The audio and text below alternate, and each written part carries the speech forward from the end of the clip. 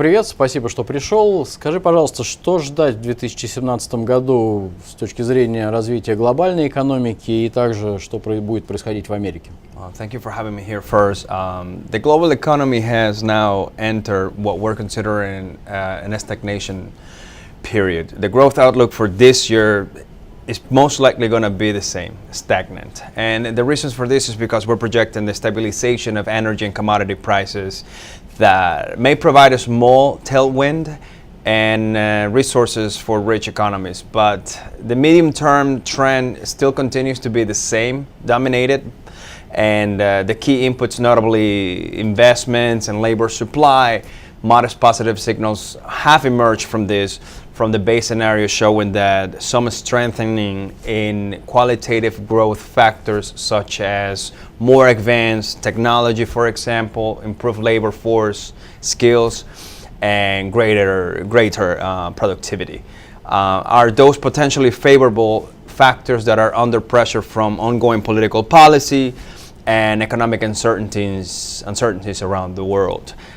This risk further inertia causes a wait and see scenario where corporations and governments and businesses have to prepare for more disruptions from geopolitical uncertainty, financial market volatility, and rapid changes in technology. But they also need to understand something. They need to stay focused on leveraging these qualitative sources of growth with investment in technology and business productivity, even and especially in times of stagnation. Спасибо. Следующий вопрос про Европу. Насколько, на твой взгляд, сейчас стабильной выглядит итальянская банковская система? Худшее уже позади, либо все-таки у нас еще впереди достаточно серьезные события в этой сфере? Right. So the Italian case obviously has made a lot of keynotes into the news, and the more challenging for Italian banks right now, after the country voted out the Prime Minister Matteo Renzi, was to propose the constitutional reforms. And this is where the problems are born. So several banks are trying to raise new money from investors to reinforce their financial foundations. This we know.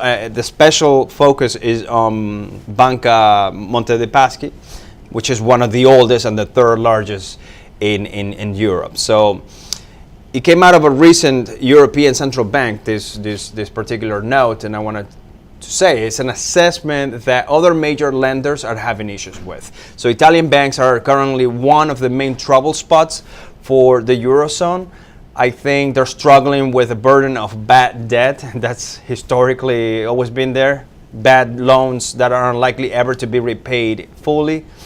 But so far, the impact of the latest political turn of events on the Italian government's borrowing costs in the financial markets has been still unfavorable, but better moderate. So are worse times coming? I probably think so, and it would have to pay a close attention to the interest rates that we're going to be looking, especially since we had in the last 5 years probably the worst interest rates ever. If the situation were to deteriorate, which is the worst case scenario, then we're looking at the European Central Bank to scope to help.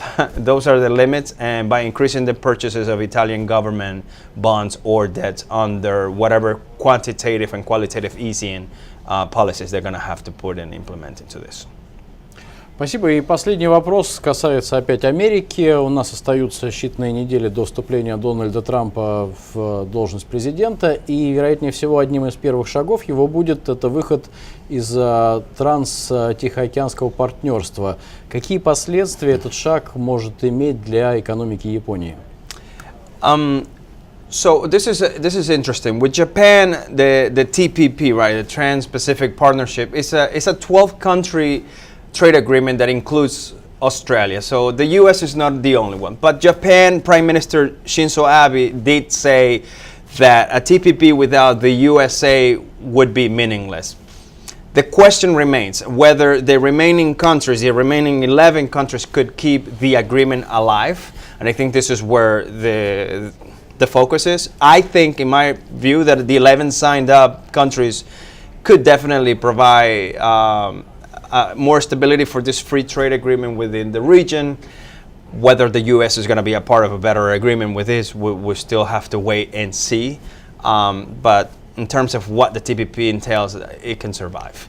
The standards will be set in a managing trade between Japan and the U.S., obviously because they have more advanced economies, and this is to be seen. And gladly why Japan is in favor of the U.S. and not the other way around. So we'll see. Спасибо. Как всегда, рад видеть у нас в гостях. Thank you.